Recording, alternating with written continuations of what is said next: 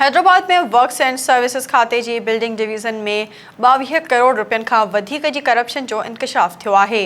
उन हवाले सां वधीक तफ़सील ॿुधाइण लाइ टेलीफोन लाइन ते मौजूदु आहे असांजो ब्यूरो चीफ साकिब कुबर।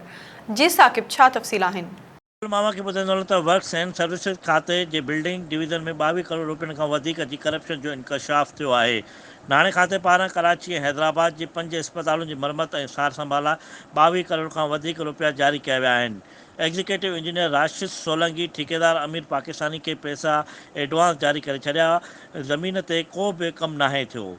इन खां अलावा तव्हांखे इहो ॿुधाईंदो हलां त जिन जे लाइ पैसा जारी कया विया उन में कासमाबाद जी अस्पताल, मोहब्बताबाद अस्पताल, शाह बिटा अस्पताल, लतीफ़ाबाद जी अस्पताल, कौसार अस्पताल ऐं CTF जी मरमत ऐं सार संभाल लाइ इहा रक़म जारी कई वई हुई। एंटी करप्शन खाते कराची जे डिप्टी डायरेक्टर एग्जीक्यूटिव इंजीनियर खे ख़त लिखी समूरो रिकॉर्ड फराहम करण जी हिदायत कई आहे।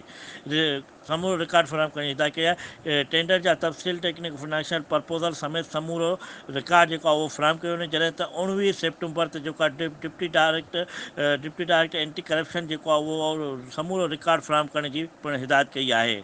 जी।